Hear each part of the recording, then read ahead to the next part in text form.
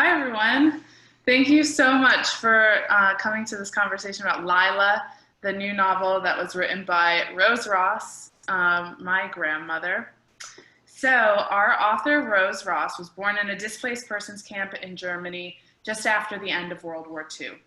The only child of two Holocaust survivors, Rose, at a young age, moved with her parents to New York City and spent her early life growing up in the Bronx.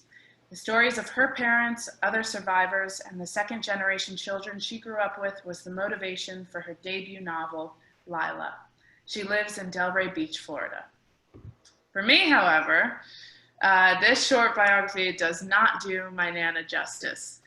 In fact, we have always said that if we were the same age, we would have been best friends. There's no one I love watching The Real Housewives with more than her. But as I've gotten older, I've come to understand her as more than my grandmother.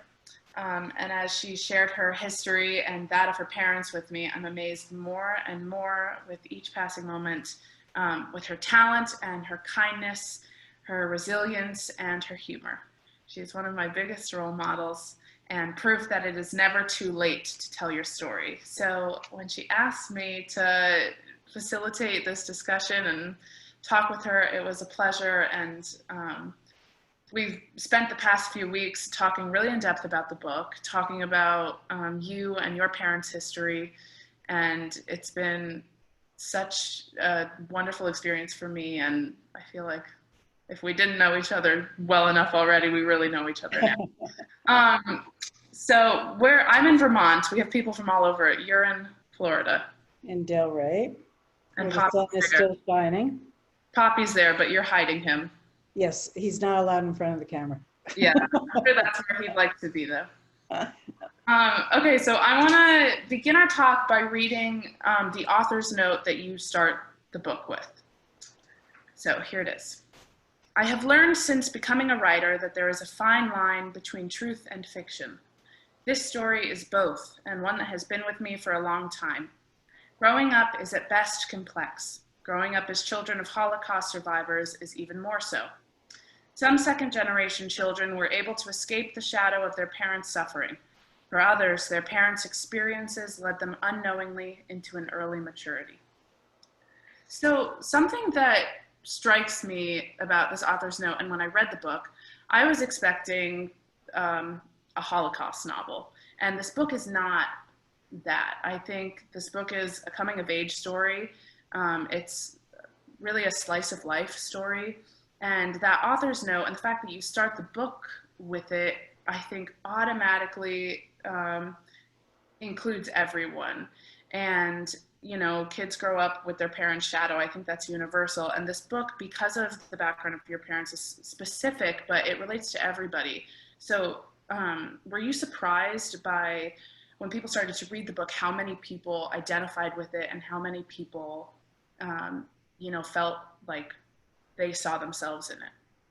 I'm amazed. I mean, even up until a short while before we started, I got an email from someone. People have identified this in so many different ways.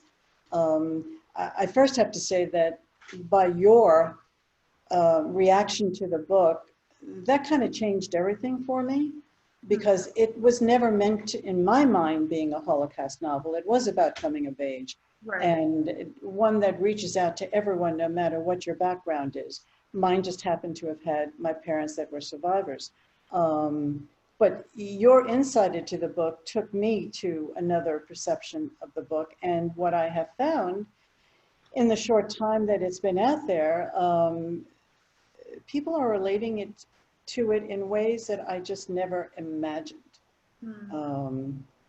Some are truly, truly personal. Some are just purely nostalgic for the old neighborhood, right. You know, the streets, the apartments. And then there are others like you that are even older that have seen that certain things that have gone on through the years that have perhaps been dormant have now risen again.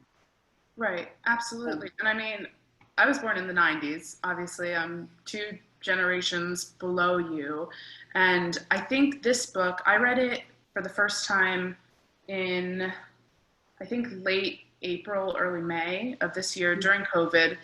And shortly after that, was when George Floyd was murdered, and Breonna Taylor and Ahmaud Arbery, and all of these people. And I think for me, the timing of when I read it and when it's come out has shaped the way that I saw it, because it's this time in history. Obviously, it takes place a few years after the Holocaust, but it's totally framed in my mind from the moment I started it, how history kind of repeats itself through the generations in very, very different ways, but still it feels really familiar right now. And we were talking right after 9/11, you were with your mother. Do you want to talk about that? My mother had finally consented. It was a few months before her 80th birthday.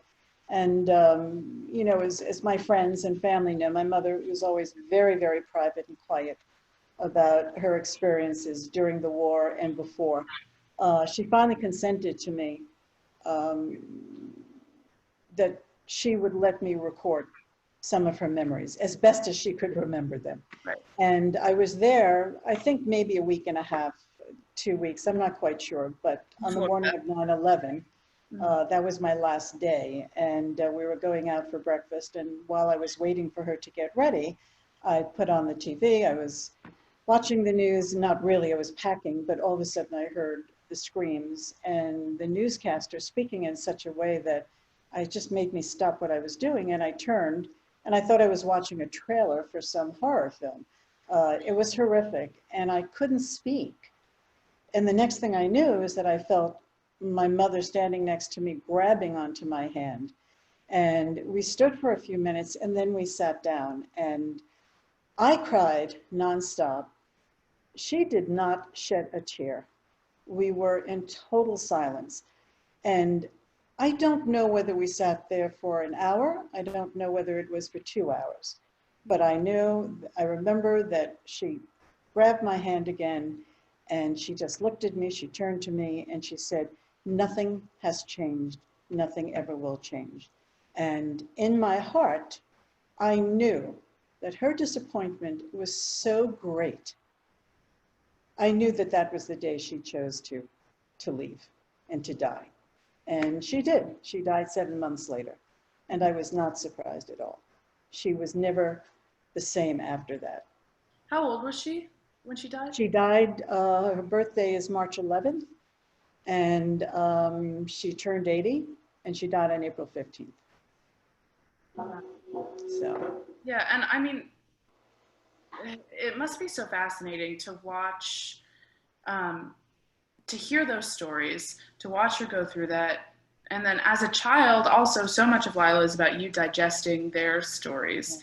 And I think, again, back to the author's note of living, you feel like you live in your parents' shadows. That gets passed down through generations. And obviously, I never met your father, but I met Nana Gins, as we called her, but I was maybe 3 or 4 when she died. Yeah. So I really didn't know her. But hearing your stories about her, hearing your stories about your childhood, reading Lila, I feel like it still lives in me, and this stuff gets passed down. I assume, I mean, your kids, my aunt and uncle, I'm sure in them in some way. It never really leaves, even though I was born 55 years after the events happened, you know? Yeah, well, thank you for saying that, but unfortunately, I wish you didn't have to feel that way.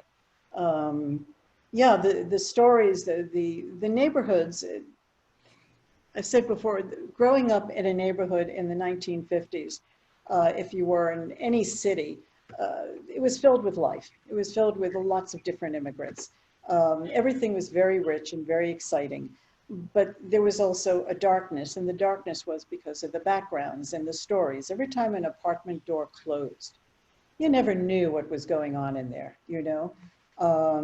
My family, my mother and father, made a decision when, I don't know exactly, but when the war was over, that they had had enough hate in their lifetime, in their life for a lifetime. They absolutely welcomed everyone. We were the only ones in our neighborhood that did that. Yeah. It didn't matter whether you were black, purple, or what. They welcomed everyone, and they constantly drilled into my head that I should never, one, be ashamed of who I am, And two, never disregard anyone under any circumstance because of who they are, what they look like, and what their religion is. And I never did. I mean, the incident with Dudley, there was that period where, you know, well, it's one thing to keep it on the outside, but it's another thing, you know, to bring it so close. I never had to really think about it. And for people who haven't read the book yet, Dudley is, I think it's chapter 2 or chapter 3. Dudley is your mother's driving teacher, or the character based on your mother, and he shows up and he's black and colorful. And vibrant. The whole neighborhood is shocked, and you go to meet him and you run inside. And there's the scene between Sarah and Hannah, Sarah's mother, where she explains, you know, you've had enough hate. And for me, reading that, I was shocked because I've always known you to accept everybody, and also people tell you things, like people, because you are so accepting. And I think that that's not always the case, maybe, in everybody of that generation. Yeah, you know, almost everyone in the neighborhood was really amazed at my parents' ability to be so accepting. Mm-hmm. In the book, when Sarah turns her face away, it's because she's embarrassed. She's embarrassed that this man is so black, is so different from everyone else. And she didn't know how to deal with it because she was more concerned about how everyone would look at her. I mean, she's, you know, 10, 11, 12, kids like that. But in real life, I wouldn't have been allowed that at all. And I don't remember feeling that way when I was younger. I mean, I might have, but I don't remember it. But certainly in growing up, you know, when my parents moved to Rutherford, New Jersey, which was a very, very Caucasian white neighborhood, I used to come from high school with my friends, of which 2 were black. And by the time that I went to my parents, who owned a restaurant, everyone had already known I was walking the street with 2 black girls. Right. Right. And my mother would say, okay, and would make a huge fuss. And that's the way, you know, we just never went along with those lines of hatred and prejudice. It just had no room in our life and not in my life. I want to go back to something you said about the neighborhood, and how it was such a big part of your childhood and of the book. And also what you said about, you know, everybody was in the neighborhood and then the door would close and you had no idea what was going on. And I think in the book, a good example of that is Fritzy, who, she was Catholic, I believe, and she pretended to be Jewish to hide with. Well, that's the actual story. In the book, we don't really know that. She comes out at one point at the end where she says that, you know, she was not Jewish, and you know, she was a goy, which is the name for that, and how she hid him. Yeah, but the neighborhood didn't know that. The same as Michael's parents. Sure. No one knew really what they were. And Michael is the only character in the book who's not based on a real person, Michael and his parents. No, Michael was totally created. I had written a stage play, a screenplay called Delray Beach, and the story was about 2 girls. And when I got to Lila, I needed something more than the 2 girls. So I brought Michael in, and their story, I thought, was also another way of, you know, talking about, you know, what happened in the war and how it affected everyone. So I don't really know where he came from, but I'm glad he's there. Yeah, I think it's interesting to have a perspective, because Sarah and Lila are so intertwined. You say like the strings on a maypole or something like that. They're so intertwined from the moment that they're born that I think it's really interesting to bring this other character in who meets them as the events of the book begin. He also made it easier for me to write. Interesting. To get into more depth into the characters. The problems that he was going through as just discovering that he might be gay, you know, the isolation that he felt just from his family alone, took away a lot of the stress from the 2 girls, but at the same time, and I think I mentioned this to you the other day, and it occurred to me just recently, they were only children. None of them had siblings. or cousins or relatives. So in having the three of them, they were able to find that need to connect with someone. Even though Lila was not part of it, but she tried. And Michael was the catalyst in many ways of bringing an understanding to the relationship. You know, he tells her several times, you know, to try and forgive her. And so he worked out well. I agree. So again, we've talked about the generations and the different people who've read this. What has it been like to be a first-time author in your 70s? Okay, so as a first-time author, it really has not hit me yet. Okay. You know, Lila was a story that I had, along with a lot of other stories that I keep in a vault in my head. And when that vault opens up, I see thousands of images, and it's like the camera keeps rolling. I never thought I would finish Lila. I had no intentions of finishing Lila, let alone publishing it. So when I did, it was, you know, kind of mind-boggling, but I really expected no more than to write a small book, go ahead and publish it on Amazon, buy 100 author copies, give it out to my family and friends, keep a few in the living room here. And if I sold a few books, that would be great. And if not, okay, I did it. And as far as accomplishing it in my 70s, I really haven't had time to understand what it is to be in your 70s, other than my aches and pains, which come naturally, right? Writing has allowed me to energize every day. It's given me a purpose to think and to create something. So maybe when I'm 80, I could tell you what it felt like to be 70, but right now I don't.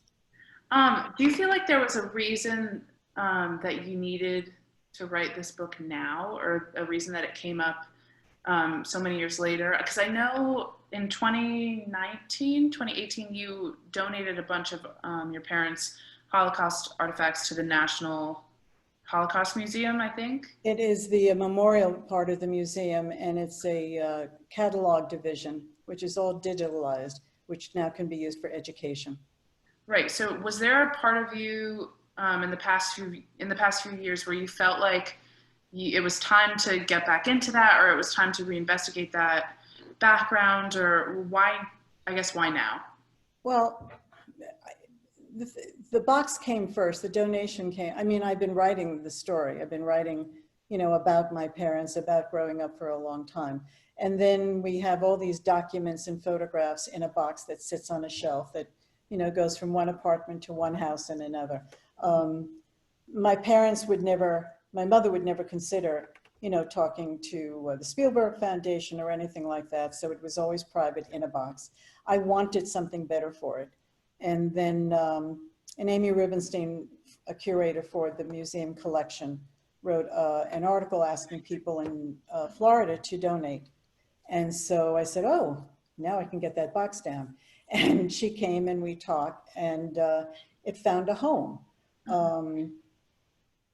And I thought about, when you asked me this question before, in many ways it did coincide with Lila. I finished Lila, and I accomplished finding a home for the box. Maybe they are connected somewhere in the back of my mind. I think they are, but I'm still not quite sure about it. But it happened at the same time, and I'm thankful for it. Mm-hmm. Absolutely. So in the book, you and Lila, again, are so intertwined. And I think as a reader, there's so much about young people and about how they grow up together in a neighborhood like that. And as I've said, the different generations that read it, I think it's so familiar. And you've had people of all different backgrounds, like men, women, every religion. We touched on this at the beginning, but I think the competition aspect of it and the growing up and the fact, like you said, that they were only children, has that surprised you, the response, or like the universality? The response is, I'm overwhelmed by it, and it keeps coming every day. people that are of different backgrounds, different ages. I'm amazed that men picked it up, but as one guy said to me, you know, I don't really read, but it's COVID and my wife had it on the desk, so he picked it up. But everyone is getting something out of it. Sometimes it's deeply personal, and sometimes they tell me what it is. Other times they are relating it to, you know, again, to, you know, the neighborhood, the bit of nostalgia. But there is something that is very familiar in the book that sets a tone for a lot of people, that makes them think back to certain times in their life, which I just never ever expected. It does read like it can read like a young adult novel in parts. I had hoped it would be a young adult novel, but I also realize it is a bit dark. And yeah. I mean, maybe somebody will pick it up, maybe not, but it crosses the two generations. It's for adults. And I mean, I have people in their 70s and 80s that are going back to memories that were similar to something that, you know, Sarah and Lila, you know, experienced, or Michael. I mean, people are telling me things again, Drew. They tell me things. I remember really? We were getting pedicures one time, and the woman, by the end of the pedicure, the woman had told you her entire life story. Growing up, it was, people tell you things. I know they do. And also after they do tell me, it's almost like a thank you that they say to me. So I'm being constantly surprised. I'm very pleased. I'm very humbled. It's really lovely, but it's nice to think that, you know, out of something that I never thought would go anywhere, that so many people are getting something out of it. Right. So that's a big accomplishment. And then I just have one more question before I want to open it up to the Q&A. What do you think, or what do you hope that young people would get out of reading this book? People my age, people younger, people. Well, hopefully, you know, there's so much out now, especially with the young adult market. Coming of age is just so bloody hard. You know, taking that journey from being young and going into adulthood is truly difficult. Having parents, no matter what background you come from, can be very dysfunctional, or they can be doing the best they can, and yet you can have a struggle. I think it's a twofold thing that goes on today. One is that no one should feel ashamed.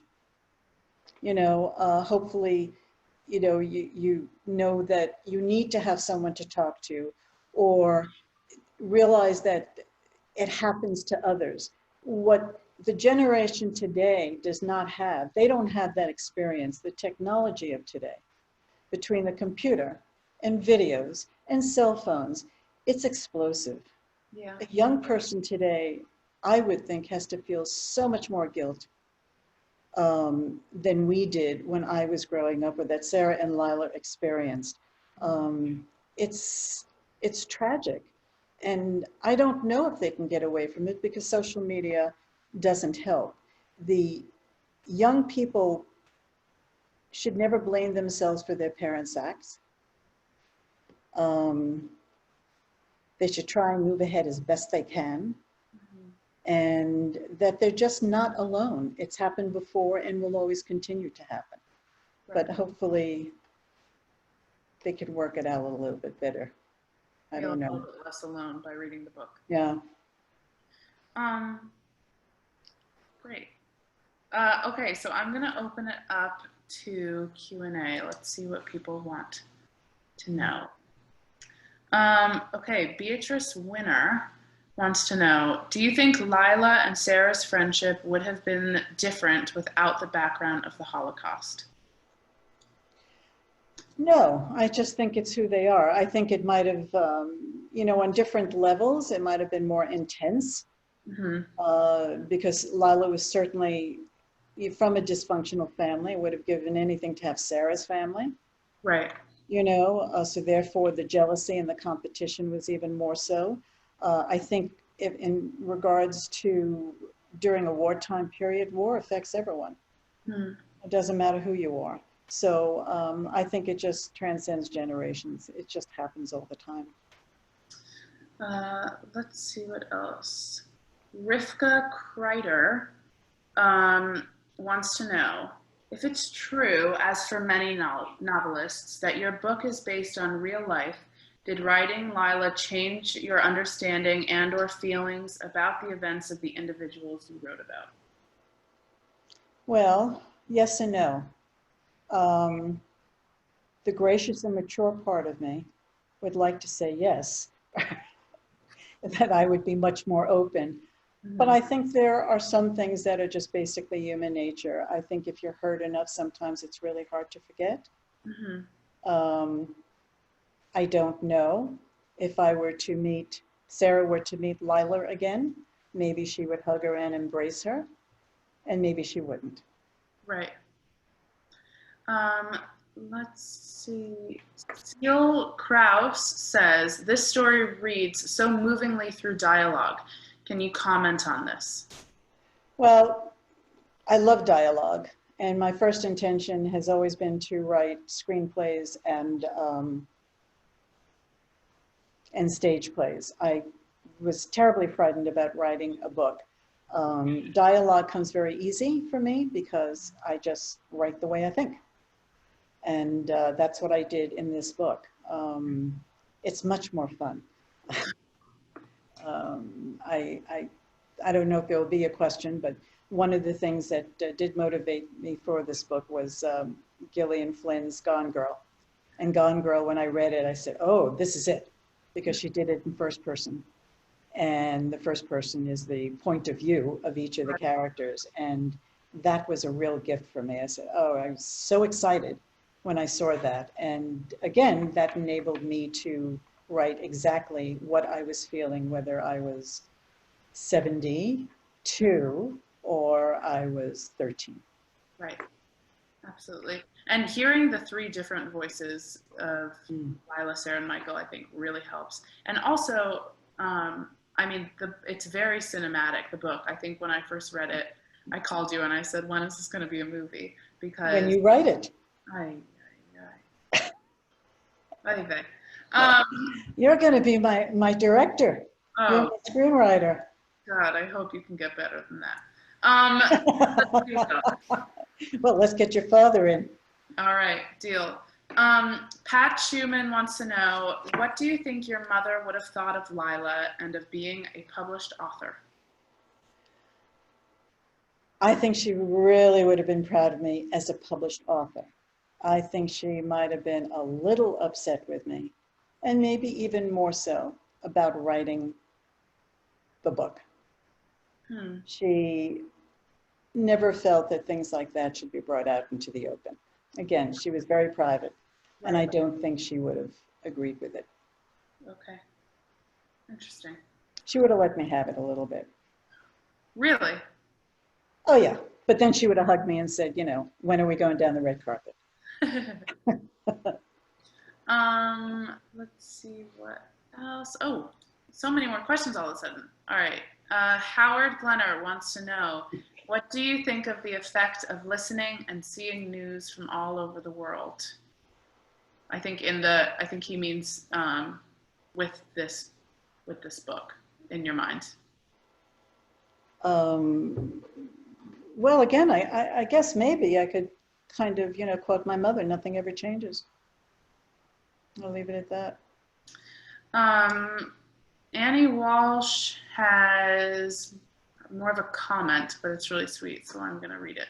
She says, I really just want to thank you for your story and the humility in which you describe and tell it. The relationships do appear universal, and the lessons learned, one would hope, are indeed passed on for generations to come. I love Annie. That's a great question. That's a great comment. Thank you.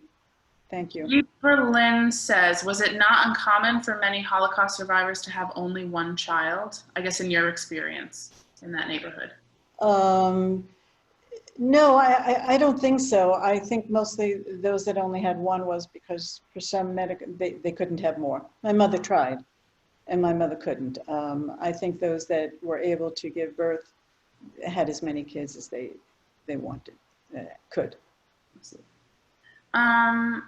Let's see, an anonymous attendee says, Lila met a difficult end. Did that happen in real life, or was that created for the story?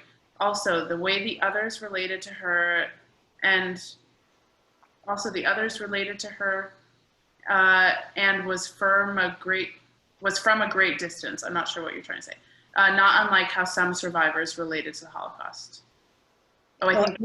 I'm not quite sure about the last part of the question, but again, the story is based on fact and fiction, and there was an incident like that. It wasn't quite that way, and it wasn't quite at that time. Mm-hmm.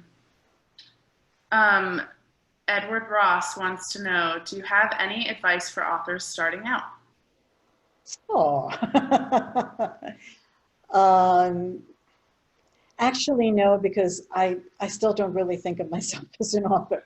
I don't know. I think you just have to keep at it. And if you love it, if you have a passion for it, I had the privilege of meeting 2 young people in my first writing class here, and they were wonderful.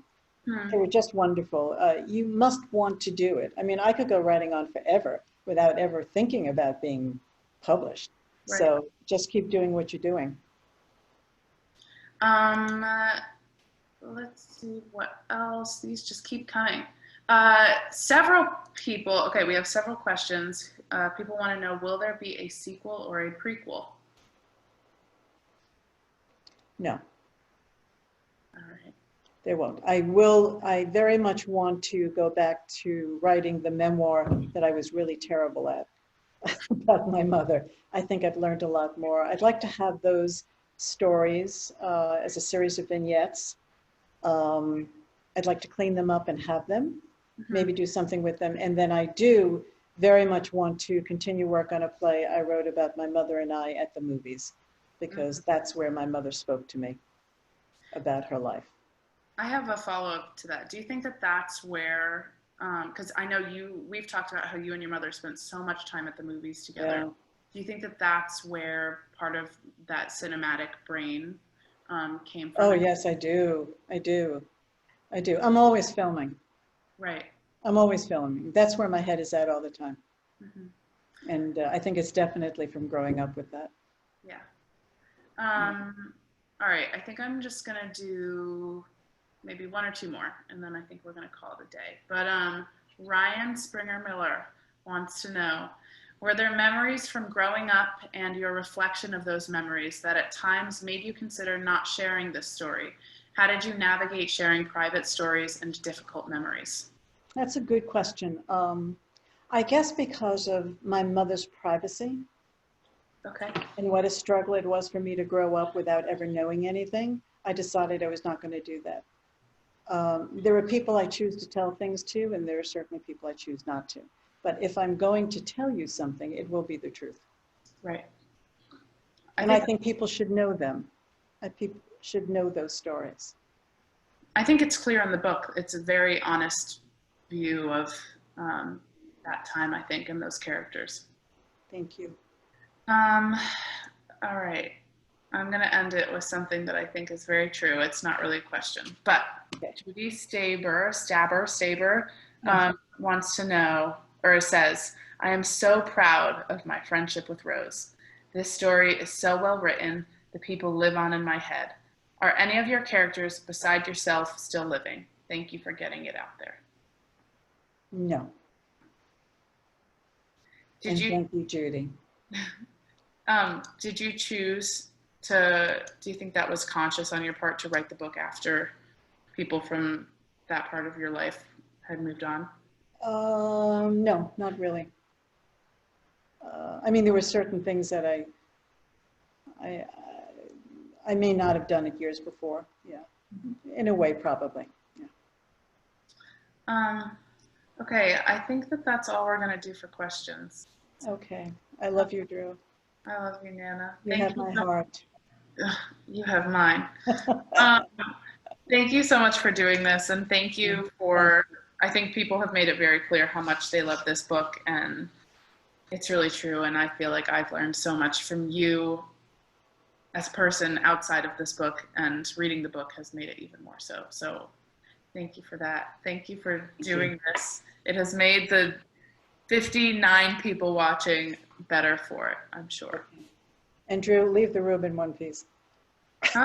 Oh, I'm in their room. All right, everybody. Thank you. Bye. Thanks for watching. Bye, everyone.